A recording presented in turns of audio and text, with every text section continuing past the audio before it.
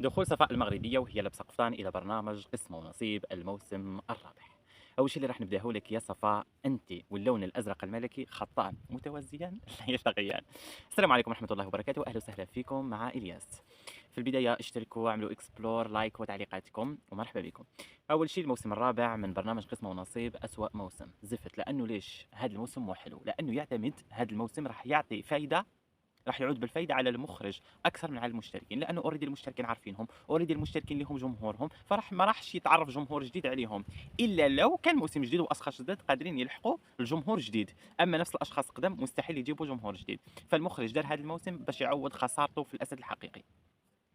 هذه هي. نرجع لموضوعنا اللي هي صفاء. اول شيء هذاك مش قفطان، القفطان الجزائري وسيبقى جزائري، والقفطان جزائري الاصل، القفطان الجزائري الاصيل ولا شيء يعلى عليه. هي داخله بفستان ازرق عنده اكمام طويل، الى هذاك هو القفطان عندهم، فلا يمت باي صله للقفطان. فالقفطان عندنا مطرز مصمم مفصل عنده تفصيله. حتى عندنا العديد من انواع القفطان ولكن تفصيله واحده. احنا على بالكم انه في الجزائر كاين انواع من القفاطين تطرز بخيوط من ذهب، فهذيك التشليقه اللي كانت لبستها صفاء ربما هي ما يسمى بالقفطان عندهم، ولكن القفطان الجزائري الاصيل المسجل عند منظمه اليونسكو، منظمه عالميه لحمايه التراث المادي والتراث اللامادي، مش هذاك هو اللي مسجل في اليونسكو باسم الجزائر والقفطان جزائري وسيبقى جزائري. فعنده تفصيله خاصه به، عنده تطريزه خاصه به، عنده اشياء معينه في تفصيلته ما يقدرش المصمم ولا الخياط انه يغيرها. اما الشيء اللي كانت لابسته صفاء فلا يمت اي بصله للقفطان، اذا هذاك الشيء هو القفطان عندهم فهذاك الشيء اللي لبسته صفاء ديالهم.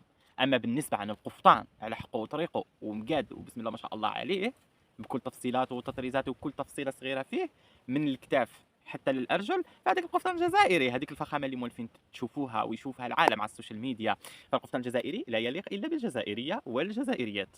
فهذه هي. فانا ما عندي ولا اشكال في دخول صفاء، بالعكس هي راح تزل نفسها مره ثانيه، راح تنطرد مره ثانيه.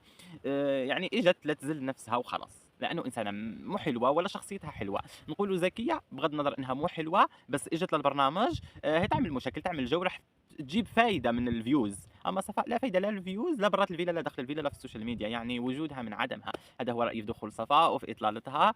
وقرلو يقعد قرلو